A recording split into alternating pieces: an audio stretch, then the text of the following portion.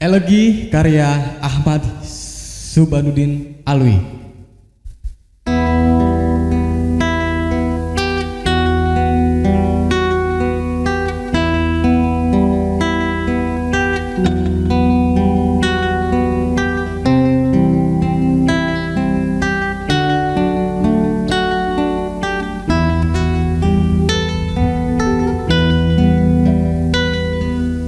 Dalam perjumpaan kita ada yang tak terbaca. Usia dan luka menggoreskan peta pada rambutku. Oh, harapan yang sunyi dari air mata.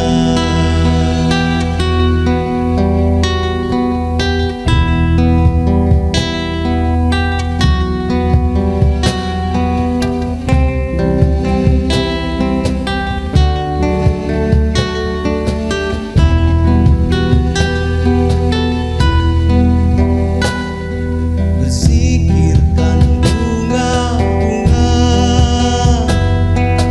berpelukan, menghunuskan firman lorong-lorong gelap. Jalanan licin dan kesepian menghembuskan kehidupan yang pisah.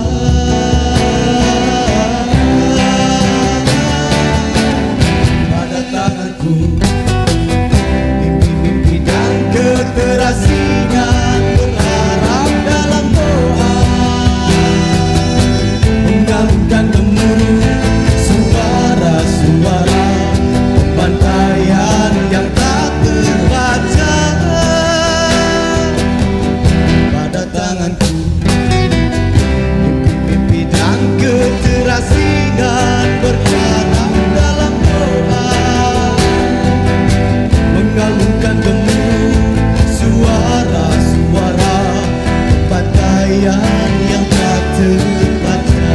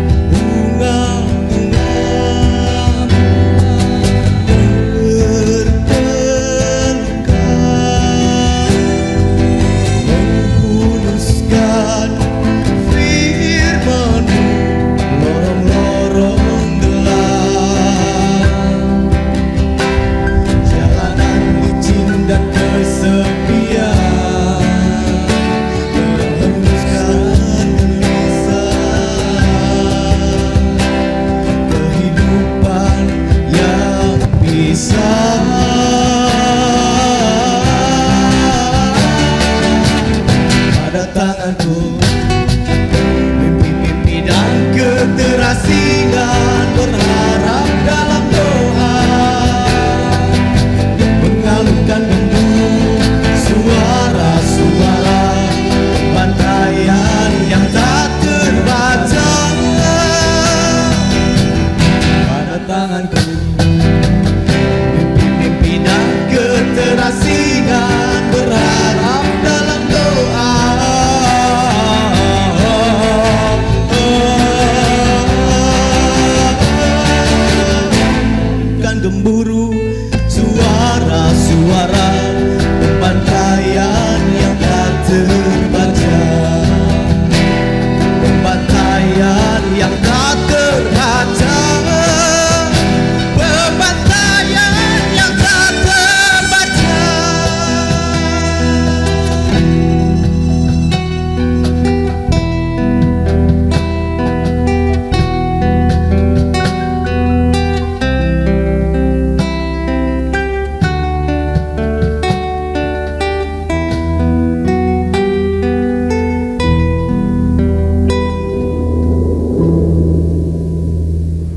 Assalamualaikum warahmatullahi wabarakatuh. Selamat malam dan salam sejahtera. Sahabat Nusantara, pada malam yang menurut kami sangat berbahagia ini, kami berada di Wihara Welas Asih, Kota Cirebon. Ini wihara yang cukup tua, bangunan yang cukup tua, salah satu heritage di Kota Cirebon. Jadi sahabat Nusantara yang belum pernah berkunjung ke Cirebon, bahwa di Cirebon ini sungguh sangat eksotis. Di sebelah vihara ini ada laut, nah, kebetulan ada pelabuhan juga. Di sekitar vihara ini Welas Asih juga banyak bangunan-bangunan atau heritage yang memiliki historis yang luar biasa. Dan kita beri plus atas persembahan dari teman-teman Dapur Sastra Kuningan. Barusan telah membawakan karya dari almarhum salah satu penyair di Cirebon, budayawan di Cirebon, almarhum Ahmad Subhanuddin Alwi. Baik sahabat Nusantara, pada kesempatan yang berbahagia ini, Majelis Seni dan Tradisi Cirebon mengangkat tema dengan judul Hibah Bahasa dan Sastra Cirebon. Kenapa ada hibah, kenapa ada bahasa, kenapa ada sastra, dan kenapa ada Cirebon? Bersama kami ada beberapa penyair dan sastrawan yang ahli di bidangnya masing-masing. Saya kenalkan dari yang paling kanan terlebih dahulu, yang paling muda. Muda kelihatan wajahnya, kayaknya usianya sih juga, jangan-jangan tua juga ini. Ini ada Mas Fathan Mubarak.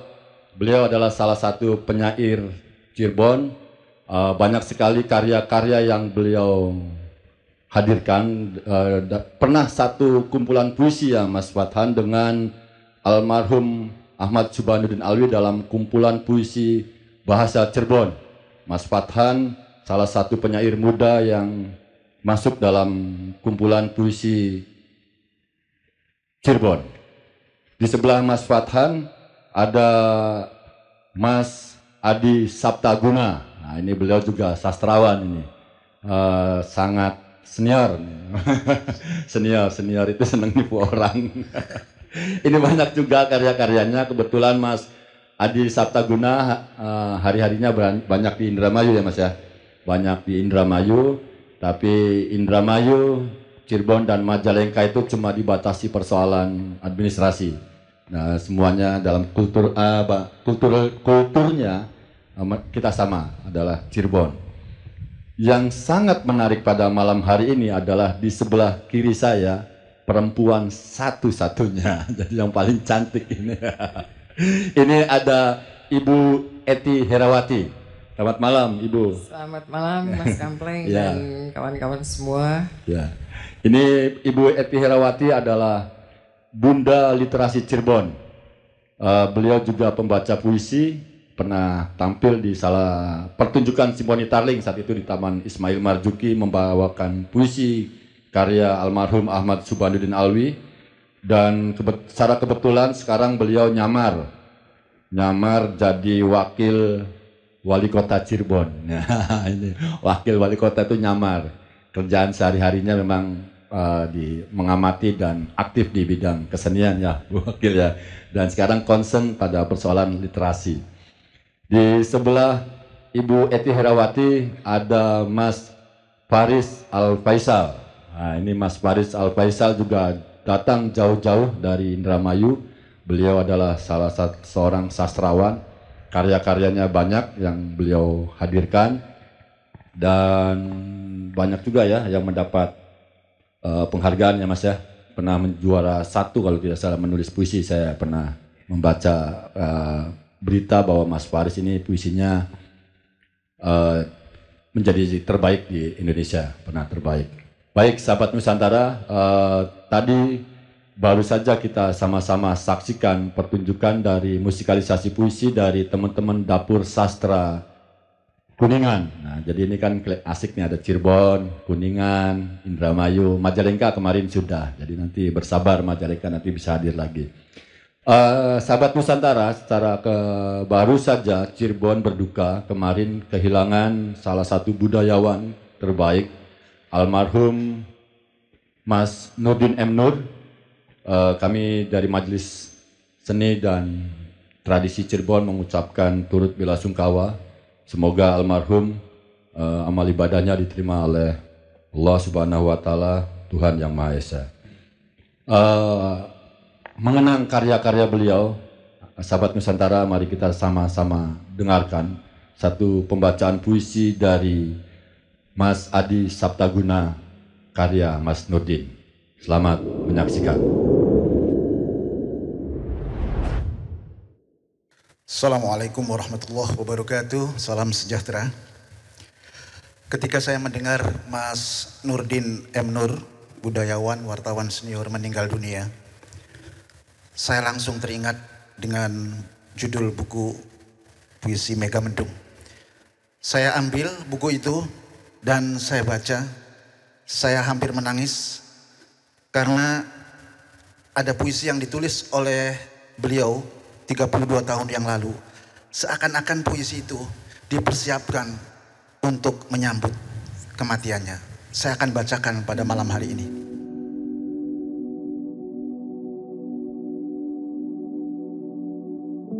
Selamat tidur malam. Selamat tidur malam yang selalu gelisah. Sementara aku tak lagi mampu memainkan diriku sendiri.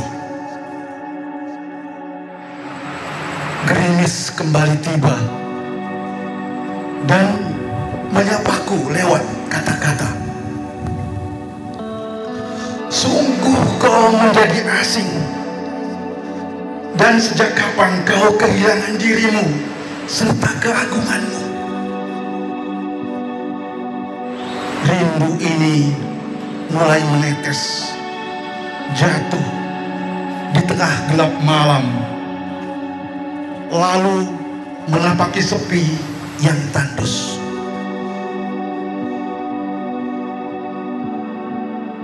Malam ini aku menulis tentang rindu yang jatuh menetes di tengah gerimis. Namun aku lelah dan akhirnya aku rebah di tengah malam yang gelisah.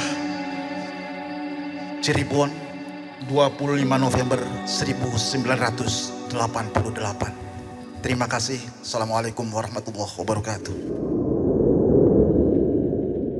Sahabat Nusantara, demikian tadi pembacaan puisi dari Mas Saptaguna. Semoga Mas Nurdin M. Nur dan keluarga yang ditinggalkan diberikan ketabahan dan Mas Nurdin pergi dengan senyum dan kembali dengan penuh kebahagiaan. Sahabat Nusantara, tema pada malam hari ini adalah, saya mengenang Mas Nurdin jadi tadi agak hibah bahasa dan sastra Cirebon. Mas Saptaguna dulu, Mas Sapta, persoalan bahasa dan sastra di Cirebon bisa sedikit jelaskan ke kami asal muasalnya, karena kita ini kan Cirebon ini sudah menjadi suku tersendiri nih, bukan Jawa dan bukan Sunda. Gimana Mas Sapta? Oke, saya ingin menerjemahkan hibah sebagai kontribusi ya. Seberapa jauh Cirebon memberikan kontribusi atau hibah terhadap peta kesusastraan nasional atau kesusastraan Indonesia. Pertama saya ingin katakan bahwa banyak sastrawan-sastrawan dari Cirebon yang cukup mewarnai di lingkungan nasional. Misalnya dari mulai Arifin Senur, kemudian Ayep Rosidi, kemudian generasi berikutnya misalnya Edi Yusanan dan seterusnya. Sampai kemudian saya membawa buku ini ya. Buku ini dikarang oleh Minanto. Ini adalah anak Tegalurung di Indramayu yang tanpa kita ketahui itu tiba-tiba dia menjadi juara 1 penulisan novel di Dewan Kesenian Jakarta. Kemudian kita tahu juga ada novel Telembuk ya. Yang ditulis oleh Kedung Dharma Kedung Dharma ini dari Cikedung. Cikedung. Mungkin Mbak Eti tahu. Ya. Dan dia memenangkan beberapa kali. Novel yang pertama judulnya Kelir Selindet, itu menang juga di tabloid Nyata. Kemudian yang kedua adalah Telembuk. Yang ketiga baru-baru ini dia menerbitkan sebuah buku yang judulnya Rabi, kumpulan cerpen. Ya. Jadi peta kesusastraan di Cirebon menurut saya cukup mewarnai, cukup memberi kontribusi, cukup memberi hibah kepada peta kesusastraan Indonesia. Lalu persoalan bahasa nih Mas. Persoalan bahasa ini kan kita kelihatannya ngomong Jawa bukan, terus Sunda juga bukan. Apa yang melatar belakang itu Mas? Di Jawa Barat itu ada 3 bahasa yang diakui oleh negara, oleh pemerintah. Pertama adalah bahasa Sunda, yang kedua Melayu Betawi, yang ketiga bahasa Cirebon. Kemarin ada polemik bahasa Cirebon dan Dermayu, tapi kemudian polemik itu dihilangkan menjadi bahasa daerah. Nah, kelirunya seringkali pemerintah menganggap Jawa Barat ini adalah Sunda. Di Indramayu sendiri ada beberapa daerah yang menggunakan Sunda, misalnya 10 desa kalau tidak salah, seperti Keparean, ada apa lagi Bulak dan seterusnya. Tetapi di Majalengka juga ada yang menggunakan bahasa Cirebon Indramayu. Di Kerawang misalnya ada yang menggunakan bahasa Cirebon Indramayu. Tetapi karena orang pemerintah melihatnya adalah wilayah teritorial, wilayah administratif, sehingga wilayah kultural itu sering dilupakan. Bahkan ada di Indramayu itu dihadirkannya guru bahasa Sunda. Oke. Kan bingung jadi. Ya, harusnya bukan guru bahasa Sunda ya. Oh iya, tetapi di Indramayu juga kalau di Keparean ya mestinya guru bahasa Sunda. Tapi kalau di daerah yang menggunakan bahasa Indramayu mestinya bahasa Indramayu. Oke, Mas Fatan bisa jelaskan mungkin Mas Fatan. Kenapa Gimana, bahasa awal Cirebon ini memiliki bahasa? Oke, saya menulis puisi, esai juga. Ya. Tapi untuk puisi saya lebih suka menulis dalam bahasa ibu. Bahasa Cirebon. Bahasa Cirebon. Karena lebih pekat, lebih lentur, lebih kaya dibanding bahasa Indonesia. Ya. Saya ingin mengatakan bahasa Indonesia itu miskin dibanding bahasa Cirebon. Ibu, kalau dalam bahasa Indonesia penamaan untuk gerak mata itu sedikit sekali. Ya. Tapi kalau dalam bahasa Cirebon itu bisa mendelik. Kalau saya ngarah ke sana lihat Mas Kampleng melirik, agak muka sedikit merong, rada melotot, mencerong, mencicil dan seterusnya. Iya. Orang ketika berjalan dalam bahasa Cirebon banyak sekali. Ada berjalan, melaku. Agak cepat itu kentik. Kentik. Agak cepat lagi kentik saman. Lebih cepat lagi kipit. Lebih cepat dari kipit setengah lari itu ingkrik. Di atas ingkrik baru Melayu. Bahasa Indonesia nggak bisa melakukan itu. Miskin sekali bahasa Indonesia. Jadi Mas Fatan lebih suka menulis puisi menggunakan bahasa Cirebon. Ya, maka saya lebih menyukai bahasa ibu untuk menulis puisi. Cuman problemnya begini, Mas Kampleng, Bunda Literasi, kita ini sepertinya sepakat untuk bangga terhadap bahasa Cirebon. Bangga pada bahasa Cirebon, kemudian terus menggunakan bahasa Cirebon, tapi pada saat yang sama yang dilestarikan adalah bahasa Jawa. Kalau kita lihat pelajaran-pelajaran bahasa Cirebon di sekolah, yang diajarkan itu kan bukan bahasa Cirebon, tapi kromo inggil. Kromo inggil yang diklaim menjadi bahasa Cirebon. Padahal kromo inggil persis bahasa Jawa. Persis itu, silakan bantah. Oh, jadi kromo inggil dengan bahasa Cirebon. Ya, kromo inggil yang diajarkan di sekolah maksud saya itu sebetulnya bukan bahasa Cirebon, tapi bahasa Jawa. Di titik ini otokritik karena saya orang Cirebon. Di titik ini betapa kita tidak jujur soal bahasa. Harus diakui suka atau tidak, bahasa Cirebon itu kita sirah. Mas Kampleng, punten nggih, sampean badhe tindak pundi? Itu Jawa. Itu Jawa. Kalau bahasa Cirebon, Mas arep mendi? Mendi lho, mendiku. Harus diakui. Suka tidak suka itu bahasa Cirebon. Sementara yang diajarkan di sekolah itu bahasa Jawa. Ini menurut saya perlu dapat perhatian. Serius ya. Apa yang harus dilakukan kalau mendapat perhatian itu? Menurut Pak Fathan? Saya tidak menyarankan bahwa kromo inggil harus dibuang kemudian diajarkan bahasa kita sirat, teknik dan seterusnya. Enggak. Soal keperluan saja mungkin perkara adab. Tapi kita harus mengakui dalam pendekatan linguistik itu bukan bahasa Cirebon. Nah, problem budaya Cirebon, Mas Kampleng, menurut saya diskursus kebudayaan di Cirebon itu lebih banyak menggunakan epistemologi, kalau kata orang Jawa itu utak atik gatuk matuk. Apa itu? Saya sendiri nggak ngerti utak atik gatuk matuk. Ya, ngulik-ngulik sekenanya. Oh. Ngaca parah. Misalnya kayak topeng, top gepeng, misalnya kayak gitu ya? Gitu ya, kan? Atau bukan? Semisal begitu. Ini banyak riwayatnya, bisa sebutkan salah satu. Semisal persis beberapa minggu lalu saya dapat kiriman sumber tulisan dari Amal, dan salah satunya membahas tentang apem, Bu. Apem. Kalau di sini kan kita sama-sama tahu apem yang dibikin di tiap bulan Safar itu berasal dari kata afwan, bahasa Arab.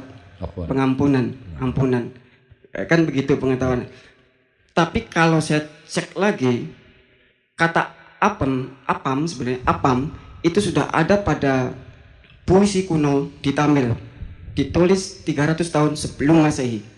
Itu 2300 tahun yang lalu sudah ada apam.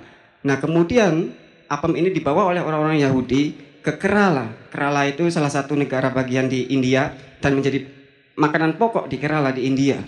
Nah, karena menjadi makanan pokok di India, maka Indian overseas atau pelancong perantau dari India kemanapun mereka berada, mereka memproduksi apem di Sri Lanka, di Malaysia, di Singapura, termasuk di Jawa. Dan tetap namanya apem, bentuknya sama seperti pancake gagal itu. Dan persis begitu, Mas. Ya, artinya tidak ada bahasa ori dari Cirebon. Iya, original, karena Cirebon tadi ada apem menggunakan afwan misalnya. Iya, maksud saya tafsir begitu adalah tafsir yang utak-atik aja, itu ngarang-ngarang aja. Oh, itu. ngarang. Kirata. Jadi kadang kita harus diakui sesekali ketika membicarakan kebudayaan Cirebon, seakan-akan budaya itu taken for granted, tiba-tiba turun dari langit, kemudian jadi di tanah Cirebon. Oh, enggak, punya genealogi. Para perantau dari Cina, India, Baghdad dan seterusnya, ketika datang ke Cirebon, mereka adalah agen-agen budaya. Kurang lebih begitu, Mas. Baik, nah, saya ke Mas Faris nih, Mas Faris dulu sebelum saya ke Bunda Literasi nih, ke Mas Faris dulu, Mas. Menurut sampean ini tentang original bahasa, kan kita ini kan sebagai suku yang bukan Jawa dan bukan Sunda, apalagi Batak gitu kan. Jadi kita ini suku, sejarah bahasa awalnya Cirebon itu seperti apa, Mas? Iya, saya akan berbicara barangkali agak berbeda. Boleh. Ya harus berbeda. Ya. Dalam buku bahasa Jawa Indramayu, Supali Kasim 2020, ini disebutkan ada satu pernyataan bahwa Indramayu dan Cirebon itu beda bahasa tapi satu dialek. Pernyataan ini sebetulnya tidak tepat, karena bagaimanapun bahasa katakanlah Cirebon ataupun Indramayu itu adalah akarnya sama, yaitu dari Jawa. Nah, ini saya berbicara dari sudut pandang lain. Sehingga kalau mau berbicara asal usul tadi, sesungguhnya kalaupun di sekat dengan wilayah administratif Indramayu dan Cirebon, ini ada satu yang sama. Kalaupun disamakan, itu bahwa Indramayu dan Cirebon itu satu bahasa, yaitu Jawa akarnya, tetapi berbeda dalam dialek ataupun subdialeknya. Nah, itu. Ada yang berbeda, misalnya kalau Cirebon Isun, Indramayu Reang, misalnya paling bedanya gitu ya. Iya. Ya, jadi kalau saya berbicara asal usulnya ya seperti itu, Mas. Tapi melihat perkembangan bahasa ini sangat dipengaruhi oleh tata bahasa dan kesusastraan. Seperti halnya kita bicara bahasa dan sastra Cirebon, kita bisa melihat perkembangan itu dari fase-fase yang sudah ada. Misalnya Untung Raharjo 2006 ini membagi sastra bahasa dan sastra Cirebon itu ke dalam 4 fase. Fase pertama adalah masa kuna, Masa kuno. Ya, ini sekitar abad 16. Ya. Ini memunculkan karya-karya sastra seperti misalnya Jawokan, Kidung, ya. Kemudian ada lagi Gugon Tuwon, ya. Ada lagi Kakawin atau Kakawen. Ya. Nah itu pada tahap masa kuna, abad 16. Kemudian yang kedua, fase atau masa tengah, abad ke-17 sampai ke-18. Memunculkan karya sastra misalnya adalah Macapat. Ya. Ada lagi Parlambang, ada lagi Sandi Sastra, ada lagi Sasmita. Nah, itu yang kedua. Fase yang ketiga memunculkan ini abad ke-18. Ya, 18. ini fase atau masa baru. Memunculkan karya-karya sastra misalnya adalah Parikan, Pantun. Kemudian Wangsalan, ada lagi Ukara Sesumbar, ada lagi misalnya Rineka atau Ringgala. Nah itu fase yang ketiga, Mas. Yang ketiga ya. Abad ke-18. 18. Kemudian abad ke-19 sampai 20 ini karya sastra Cirebon dalam pengertian kultural ini memunculkan karya sastra misalnya geguritan dan puisi. Nah dari situ ada yang bisa kita ambil bahwa perkembangan bahasa dan sastra itu memunculkan bentuk-bentuk daripada karya-karya yang berbeda-beda. Nah dari situ saya pikir. Bu Eti, saya juga pernah baca, ini kita diskusi saja, bahwa konon salah satu 9 Sunan Gunung Jati itu, Syekh Syarif Hidayatullah itu menguasai 94 jenis bahasa, karena memang Cirebon adalah tempat transit dari berbagai belahan dunia, terus suku-suku yang lain juga singgah di sini, sehingga bahasa original Cirebon itu tercampur dengan bahasa-bahasa lain. Bagaimana dengan pendapat seperti itu, Ibu Eti? Menurut Ibu Eti? Tadi kita sudah mendengarkan ya. orang-orang hebat dari Indramayu dan juga dari Cirebon. kota Cirebon. Ya. Disampaikan Cirebon juga gudangnya sastrawan. Ya. Ada Arifin Senur. Tadi sudah disampaikan ada sebuah proses tahapan kita untuk sastrawan yang disampaikan di sebelah kiri Mas saya. Mas Faris tadi sudah disampaikan dari sebuah proses perjalanan akulturasi pertama ya kita dengan Hindu barangkali. Yeah. Nah perjalanan mungkin sampai akhirnya pada periode sekarang. Yeah. Nah terus tadi juga sudah disampaikan ada bahasa Ngoko dan bahasa Bobasan. Kita tadi sampaikan pertanyaan Mas Kampleng dengan satu pertanyaan adalah dengan begitu banyaknya penguasaan bahasa dari berbagai wilayah dan juga Sunan Gunung Jati sendiri 94 bahasa menguasai dari seluruh wilayah juga. Mungkin kota Cirebon juga tidak lepas dari sebuah proses perjalanan panjang yang saya lihat, sebuah perjalanan sejarah kita. Kesultanan kita juga tadi bercampur dari Jawa, suka tidak suka, Hirilaya dari sana. Itu sebuah proses panjang. Saat itu 1400 sekian ya, 1400 kalau nggak salah sekian. Nah, proses itu tentu mempengaruhi sebuah proses yang tadi disampaikan Mas Faris, satu tingkatan yang begitu banyak yang disampaikan tidak pembendaharahan kata. Salah satu yang mungkin hari ini dengan dialek saja kita disebut Cirebon antara kabupaten dan kota. Itu sudah berbeda juga, Mas Kampleng. Ada perbedaan ya? Ada satu perbedaan dari dialek. Jangan Cirebon dengan kabupaten yang pakai O dan tidak. Oh ya, ada yang O, Apo, Siro, kita Sira, ya. Ada satu perbedaan itu pembenaran kata yang tentunya juga ada satu proses juga Ada satu dialek. Jelas kalau di Indramayu mungkin antara satu daerah nih juga saya baru lihat juga ternyata dari Cigedung, dari Amis keluar juga para ya, luar biasa ya kawan-kawan. Itu juga satu dialek yang berbeda juga. Mungkin satu wilayah dengan satu nada yang berbeda, itu juga sebuah proses di dalam perjalanan sastra kita ya. Di Cirebon dan sekitarnya. Sunda tadi disampaikan. Saya tentunya hari ini kebetulan pemerintah Provinsi Jawa Barat begitu konsen di persoalan literasi, saya sebutnya literasi. Karena literasi itu hari ini tidak saja membaca, menulis, berpuisi ya Mas Kampleng ya.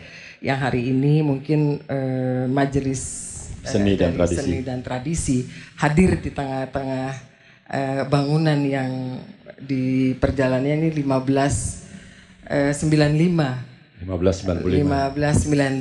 Ini adalah literasi budaya juga yang tentunya tadi sudah disampaikan di pembuka awal bahwa di daerah sekeliling ini adalah salah satu aset kita, pemerintah kota.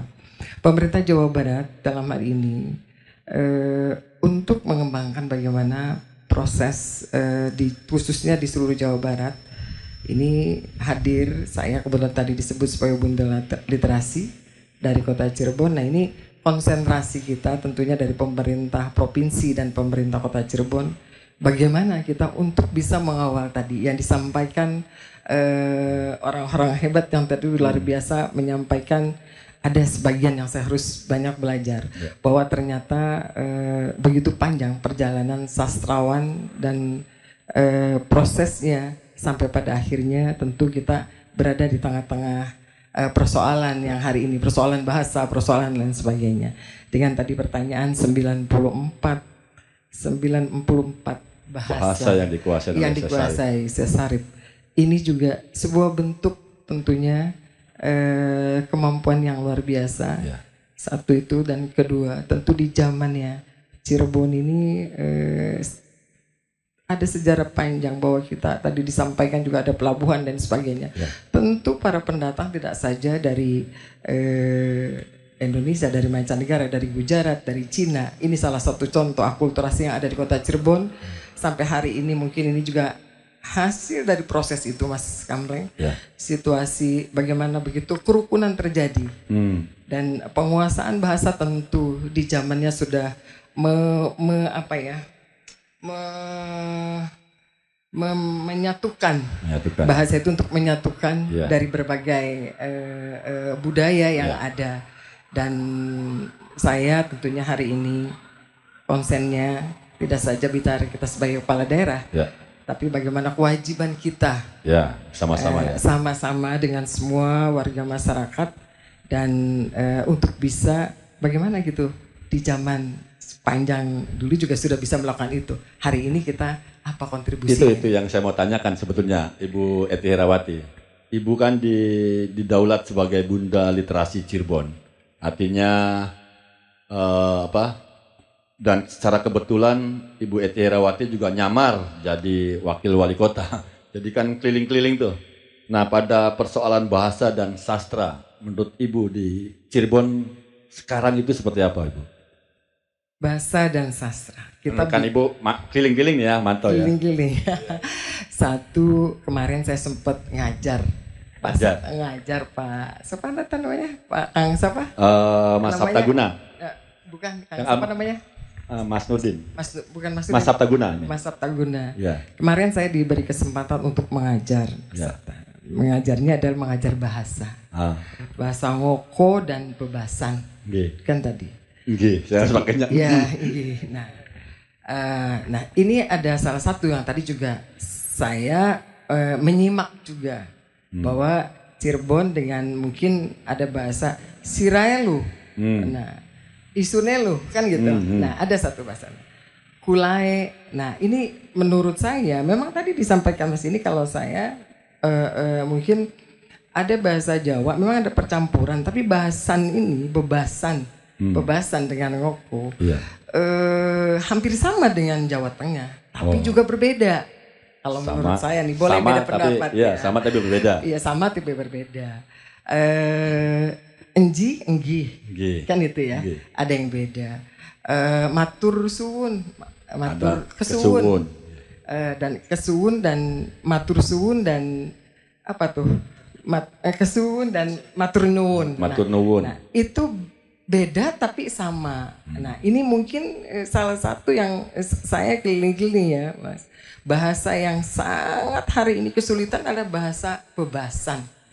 Anak-anak semuanya adalah yang keseharian tadi yang disebut Mas kita dari kata Mas Farhan bahwa bahasanya adalah bahasa ngoko, bukan bebasannya bahasa hari-hari.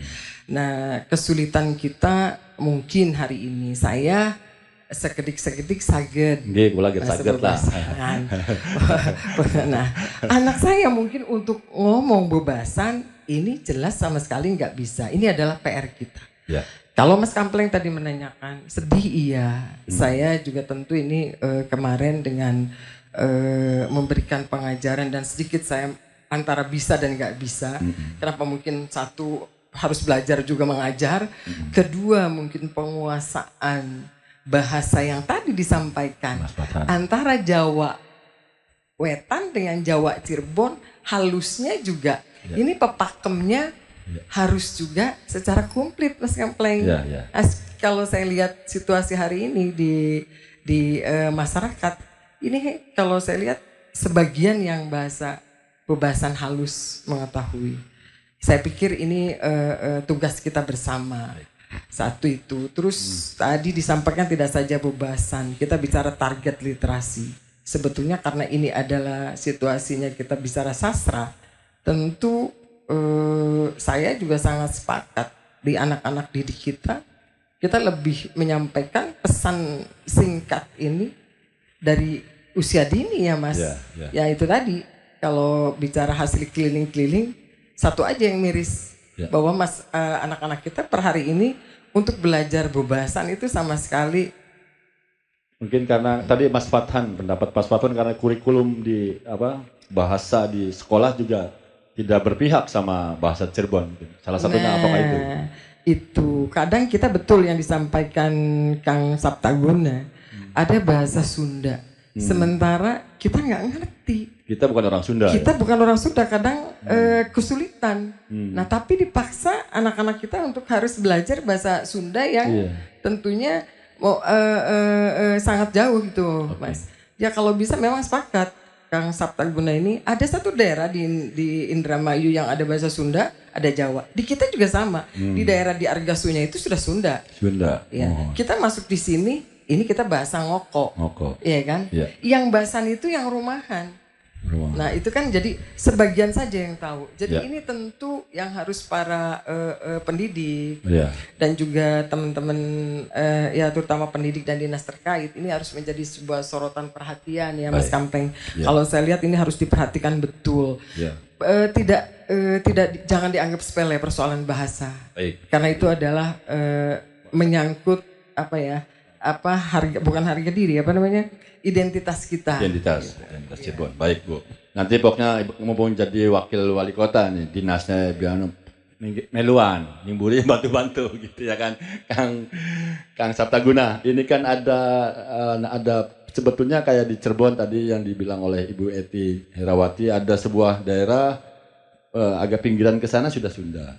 Agak di antara secara administrasi antara kota dengan kabupaten ada perbedaan misalnya ada sira, ada siro, terus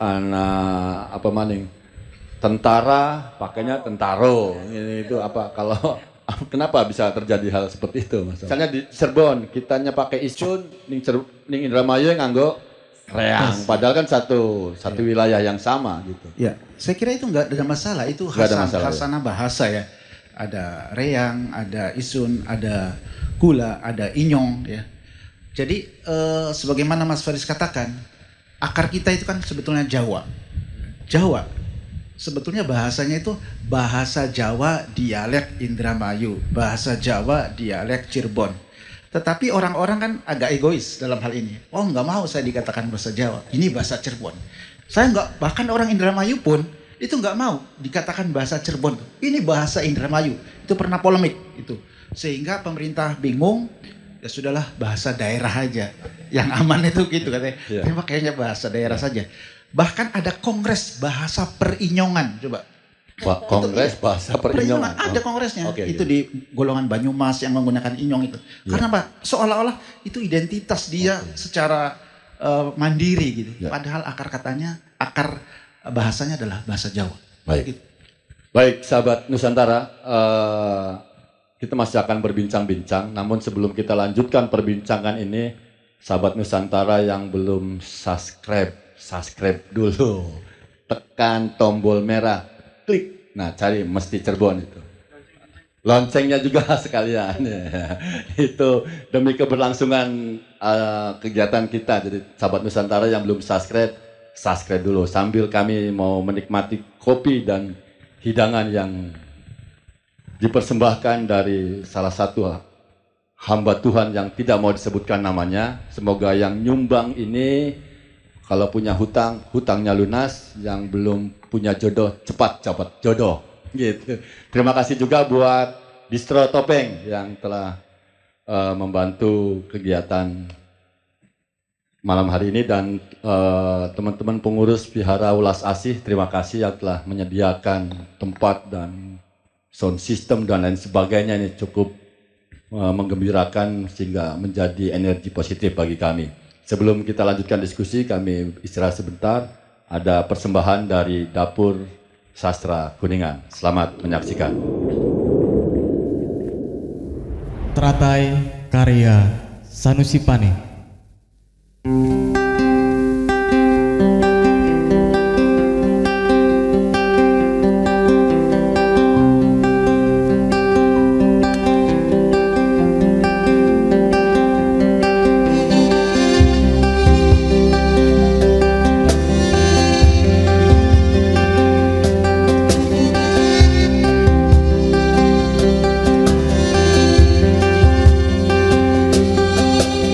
Dalam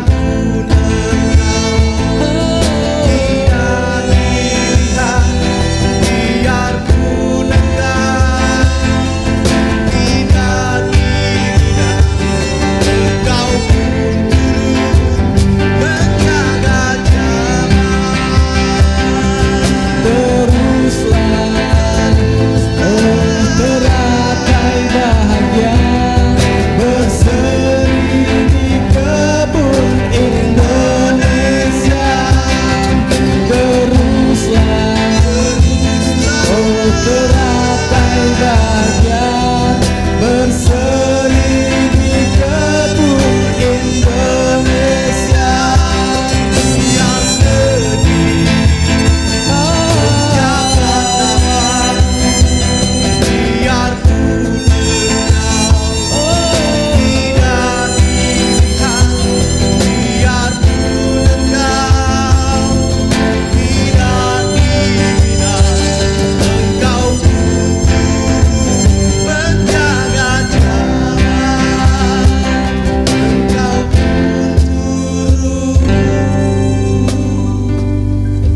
engkau menjaga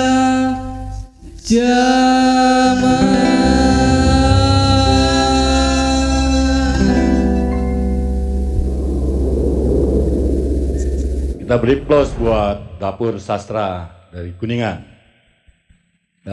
Barusan dari teman-teman dari Dapur Sastra Kuningan mempersembahkan musikalisasi puisi karya Sanusi Pane dengan judul Teratai.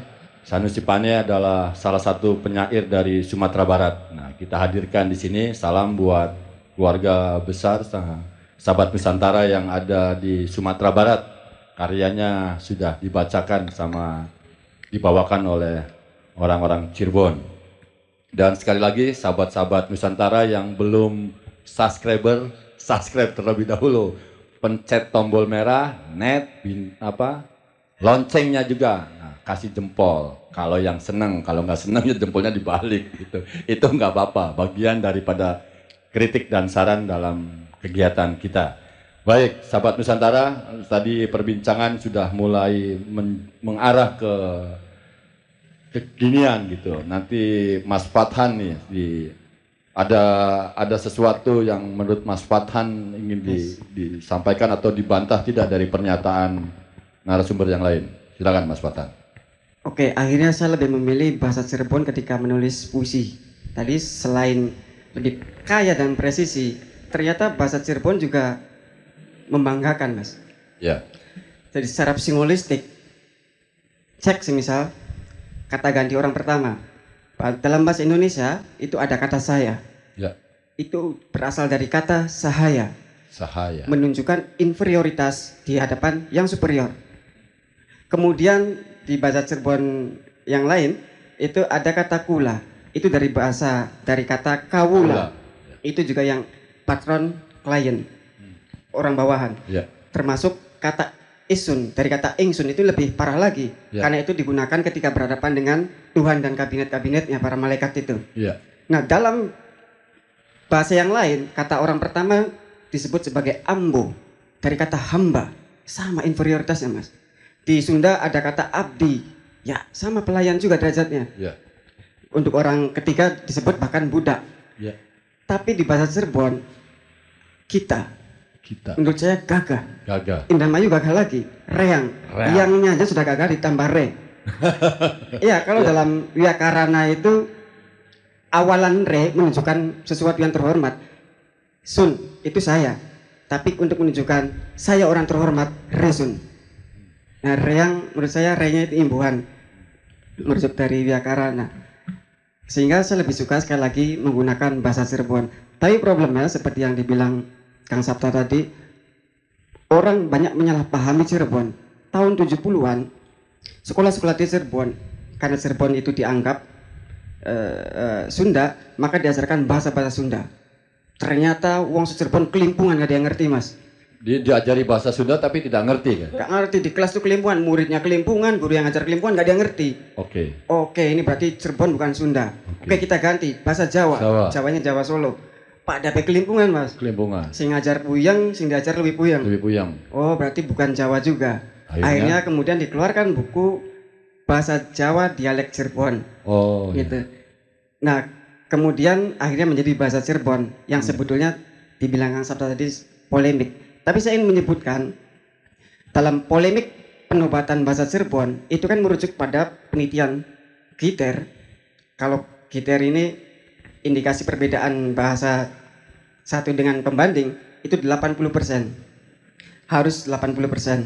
Sementara perbedaan bahasa Cirebon dengan bahasa Jawa itu hanya 75.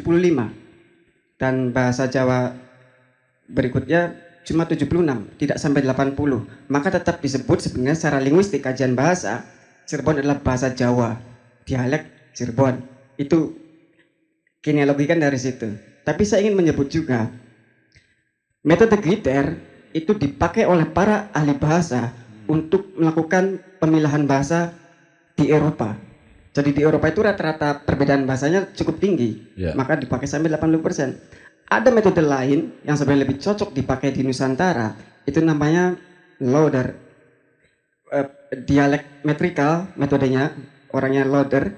Nah itu tidak sampai 80. Bahasa dengan perbedaan 75% itu sudah dianggap bahasa mandiri.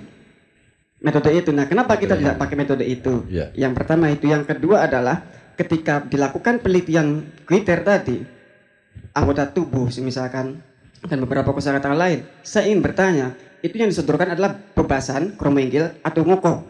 Kalau bebasan jelas mirip Jawa. Tapi coba takon ning kita kan biasa ning pasar bahasa ngoko pasti sangat berbeda dengan bahasa Jawa. Bisa 90% hasilnya. Contoh. Ini problem. Contoh yang berbeda itu apa misalnya? Kalau yang di kromoinggil dengan ngoko. Ya, semisal tadi Mas Kampleng pada tindak pun tinggi, kromoinggil itu Jawa. Iya, hampir tidak berbeda dengan Jawa. Tapi kalau yang diteliti adalah bahasa Bagongan yang saya pakai sehari-hari. Mendiki Mas, arep mendelo. Beda pisan karo Solo Mas. Iya. Kan begitu. Atau pakai mikrofonnya, Bu Eti. Gini, badai tindak pundi. Nah, badai kesa pundi. Nah, kalau Cirebon itu badai kesa. Kalau badai tindak itu Jawa Tengah. Kromoinggil sana Jawanya. Tapi kalau Cirebon itu badai kesa. Setahu saya atau saya yang salah ya. Tapi yang jelas badai kesa pun tinggi, badai tindak pun tinggi. Nah itu mungkin ada beberapa pembenaran kata juga di Indramayu juga mungkin hampir sama yang bahasa di dalam tindak dan kesa mungkin ada lagi Mas yang kalau di keraton tuh ada lagi lebih halus ya. Lebih halus lagi. Gimana itu Mas Fatan kalau kata Bu Eti? Bagaimana gitu Mas?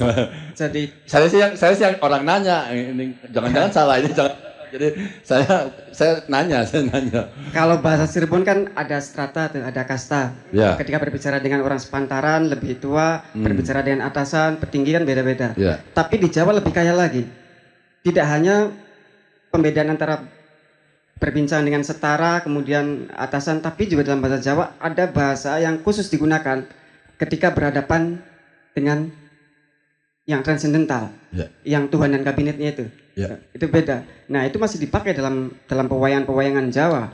Jadi bahasa Pandawa, misalnya ketika menghadap Batara Guru di Suralaya itu bahasanya sudah bahasa Jawa, tapi yang paling halus ya itu Cirebon tidak punya. Mas Fatan, saya nanya nih Mas, ada nggak hibah bahasa atau sastra Cirebon kepada keberlangsungan Republik? Ya, tadi Kang Sabta sudah menyampaikan sejumlah karya dari kawan-kawan saya, ada Kedung, ada siapa? Ada Minanto yang muncul dalam sastra Indonesia, tapi menurut saya itu tidak tepat jika disebut sebagai hibah. Hibah itu hadiah kan? Hadiah pemberian, tapi menurut saya nuansanya adalah memberikan karena saya punya dan yang diberikan tidak punya. Jadi menurut saya yang disampaikan Kang Sabta itu ya memperkaya aja, memperkaya. Tapi sifatnya bukan hibah ya? Bukan hibah, memperkaya khasanah sastra Indonesia. Dari dulu sastra Indonesia punya ya novel, puisi dari dulu ada. Jadi tidak menghibahkan apapun. Hanya memberikan kontribusi begitu saja, memperkaya. Nah kalau kita lihat di bahasa dan sastra Cirebon, tadi sudah sampaikan Mas Faris, itu diambil dari buku Untung Raharjo. Pertama, buku itu tidak memadai. Pembagian sastra Cirebon itu kalau Untung Raharjo dibagi dalam 4. Sastra Cirebon kuno, kemudian ada tengahan, kemudian baru, Cirebon baru dan Cirebon modern. Nah Cirebon modern itu merujuk pada situasi atau pembabakan waktu dimulai dari tahun 50-an hingga sekarang. Dulu Kang Alwi menolak istilah itu. Enggak, modern itu enggak tepat. Lebih tepat kontemporer. Karena modern itu memang dilematis karena bisa dihadapkan dengan, kalau modern ya, dihadapkan dengan tradisional, kemudian bisa dihadapkan pada yang postmodern. Ya. Tapi menurut saya juga nggak perlu dibantah itu modern, biarkan saja. Ya. Kita hanya perlu menambahkan satu lagi pembabakan sejarah sastra Cirebon, yaitu kontemporer tadi. Jadi kuno, tengahan, baru, modern, dan kontemporer. Karena sastra Cirebon dari tahun 50-an dengan sastra Cirebon yang ditulis hari ini sama sekali berbeda, sangat berbeda. Jadi ada penambahan pembabakan menurut saya. Nah, menariknya begini Mas Gampleng. Di sastra Cirebon kuno yang dimulai sejak berdirinya Cirebon sampai Wangsakerta mendirikan Kota Sawala itu 1667 itu kan sastra kuno. Setelah itu masuk sastra tengahan. Di sastra tengahan itu karya sastra banyak didominasi semacam kitab puja. Karena saat itu kekuasaan keraton dihabisi betul oleh Belanda. Tahun 1815 Sultan-Sultan Cirebon dipensiunkan paksa oleh Belanda dan statusnya menjadi amtenar seperti pegawai negeri. Mereka digaji, dikasih uang pensiun, tapi tidak memiliki kedaulatan.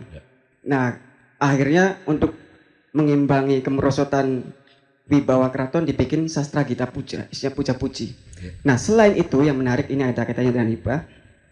Di sastra pertengahan ternyata banyak diproduksi mocopat. Tapi mocopat bukan sesuatu yang baru dalam sastra pertengahan. Di awal sastra kuno mocopat sudah ada, tapi kemudian diproduksi ulang dengan banyak di sastra pertengahan. Di saat yang sama, Kerajaan Mataram ingin banyak sekali menguasai daerah-daerah di Pulau Jawa secara politik, bahkan secara budaya.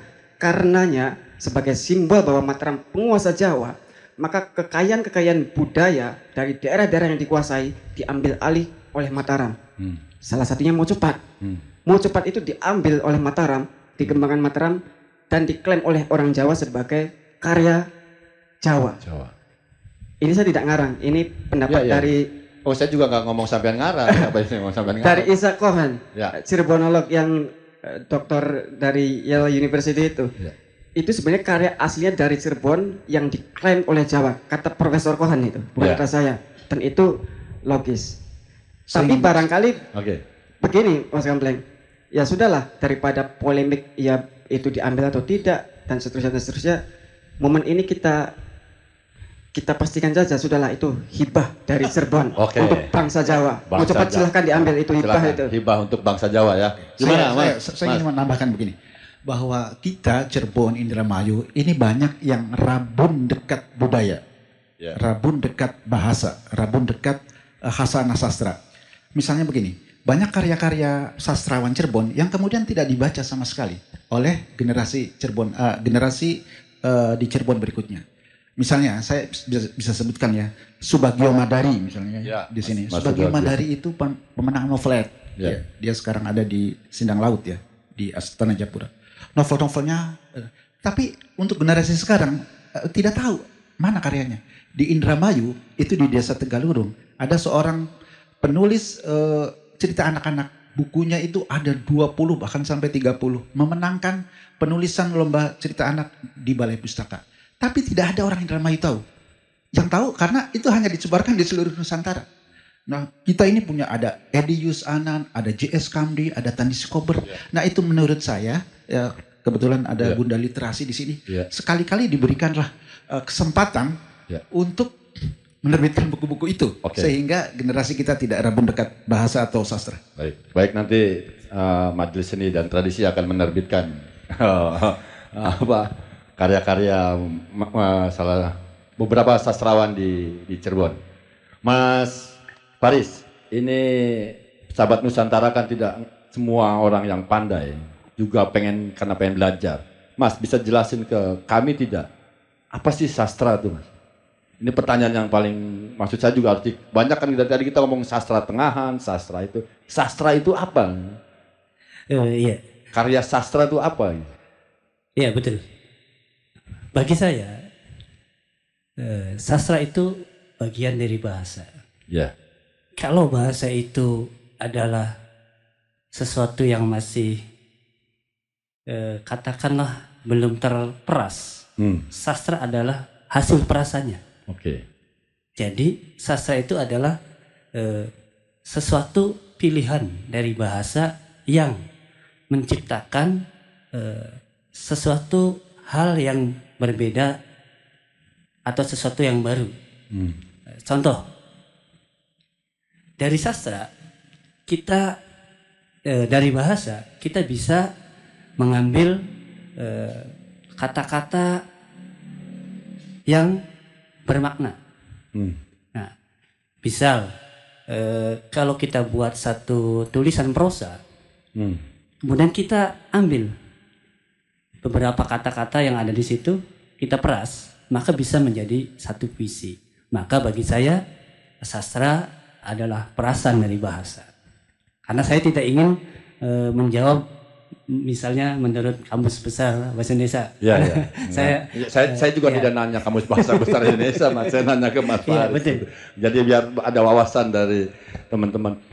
Ibu Eti, ini kelihatannya kita memang akan dibenturkan dengan waktu. Dengan waktu kita tidak punya cukup waktu yang panjang diskusi pada kesempatan malam hari ini.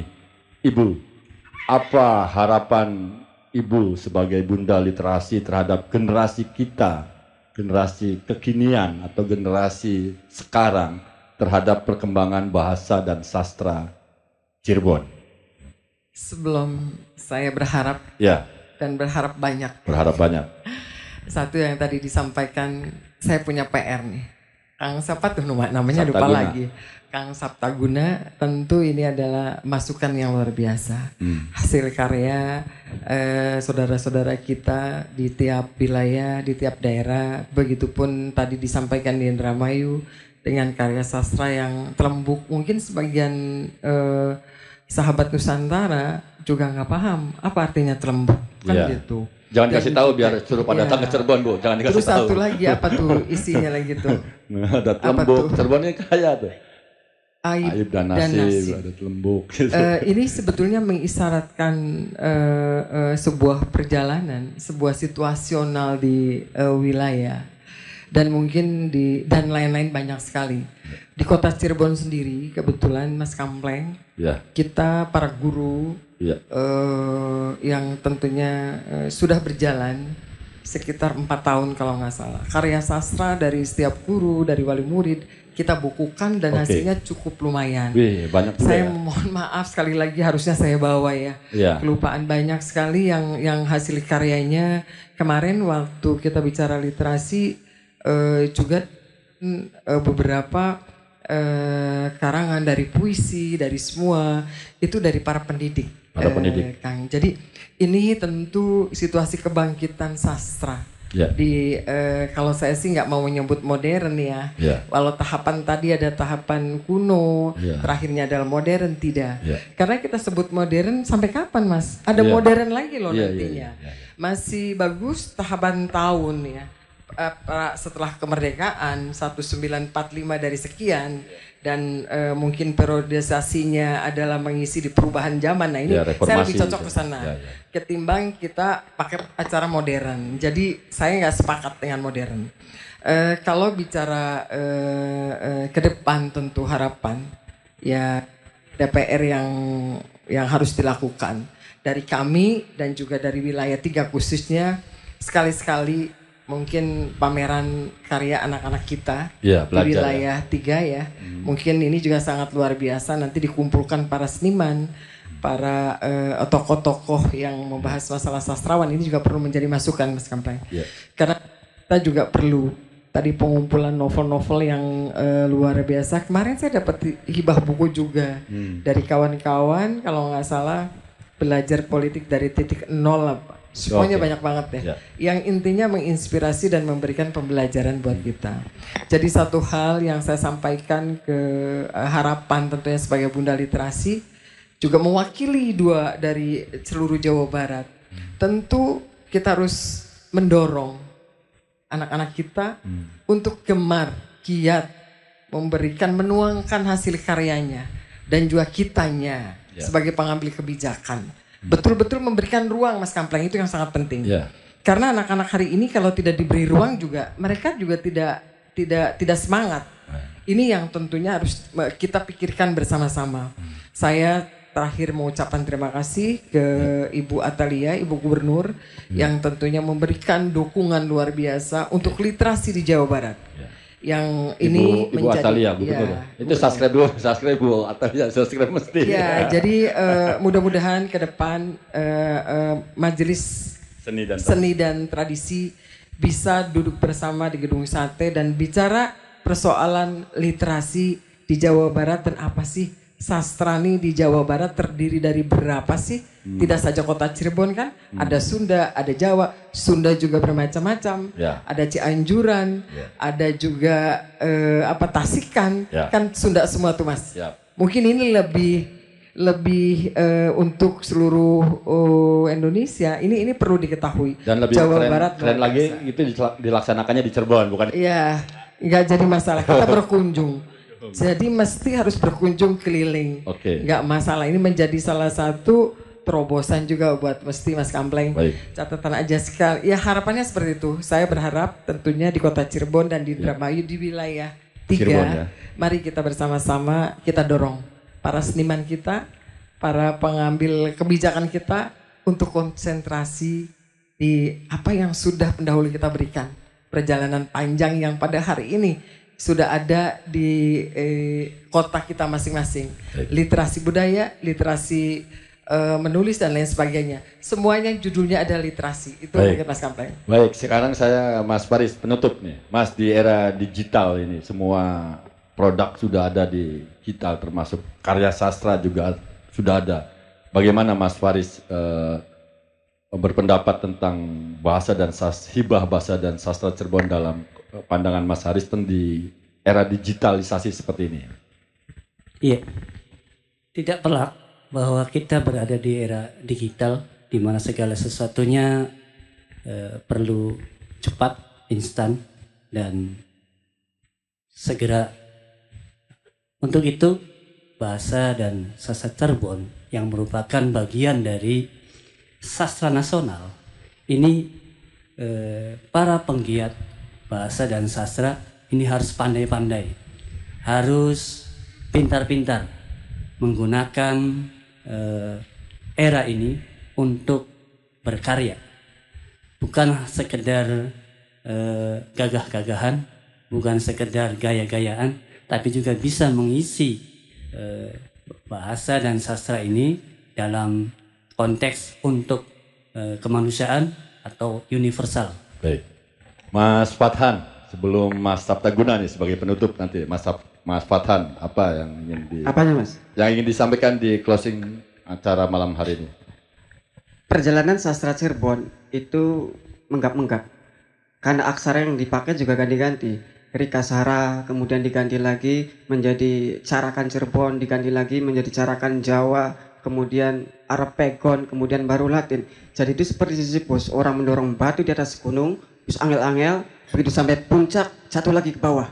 Terus, maka karenanya karya-karya sastra di era pertengahan itu buruk-buruk. Selain penggunaan bahasanya tidak tertib, isinya pun dangkal. Namun kemudian mulai fase baru di era modern dan era sekarang, saya tambahkan sendiri dengan Sabta pun, dan era sekarang kontemporer. Nah, yang kontemporer sangat berbeda sekali tentu saja. Pengaruh sastra Indonesia dari Eropa segala macam diadopsi. Nah, ada yang kait dengan tema hibah. Sastra Cirebon nyaris saja memberikan kontribusi bagus bagi sastra Indonesia. Ini datang dari Kang Alwi, Ahmad Subhanuddin Alwi. Ketika ia menulis puisi panjang berjudul Cirebon 630 tahun kemudian, yang sayangnya tidak selesai. Seandainya puisi panjang itu selesai, itu kan sebenarnya historiografi yang ia tulis secara puitik, ekspresi-ekspresi puisi. Seandainya itu selesai, maka saya kutip kalimat dari Kang Acep Jamjamnur, termasuk Kang Ahda Imran, maka puisi-puisi panjang Alwi akan memperkaya khasanah Taman Kesusastraan Indonesia. Sayangnya belum selesai, begitu Mas Kampleng. Dan itu dibaca sama Ibu Eti Rewati waktu di Taman Ismail Marzuki. Sudah dibaca ya? Iya, sudah di Oke, itu Bu. 630 itu puisi masterpiece-nya Kang Alwi di situ, Bu. 630 tahun kemudian. Jadi itu nyaris setengah hibah lah. Setengah hibah. Ini sih Mas, kita sudah mulai berkaca-kaca nih matanya nih Mas Sabta Guna. Baik, Mas Alwi nih. Saya ingin menutup acara ini dengan sebuah quote. Jika Anda ingin mengenal dunia, jadilah pembaca. Tapi jika Anda ingin dikenal dunia, jadilah penulis. Terima kasih. Baik nih, keren nih. Baik sahabat Nusantara, karena waktu yang membatasi kita juga, sekali lagi saya atas nama Majelis Seni dan Tradisi Cirebon mengucapkan terima kasih kepada pihak-pihak yang telah membantu terlaksananya kegiatan ini. Semoga kita akan berjumpa kembali dalam kondisi yang baik, dan seperti biasa sahabat Nusantara yang belum subscribe dulu.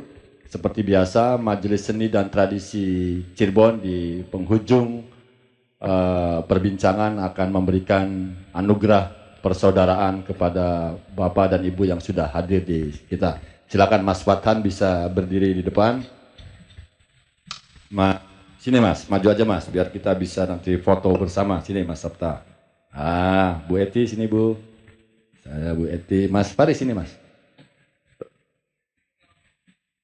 Baik. Sahabat Nusantara, nanti akan Ibu Evi Wahyuningsi akan memberikan penghargaan persaudaraan. Faris, terima kasih sudah memberikan pengetahuan banyak. Sampaikan salam kami buat keluarga di rumah. Ibu Eti Herawati, terima kasih telah menyumbangkan waktu di tengah kesibukannya di acara kami. Mas Sabtaguna, terima kasih. Sampaikan salam buat keluarga di rumah. Mas Fathan, terima kasih. Dulu Bu, foto bersama. Sahabat Nusantara, saya atas nama Majelis Seni dan Tradisi Cirebon memohon maaf yang sebesar-besarnya apabila dalam tayangan pada malam hari ini kurang berkenan. Hanya dengan kecintaanlah seni tradisi dapat mengukuhkan kedaulatan kita. Billahi taufiq wal hidayah. Assalamualaikum warahmatullahi wabarakatuh.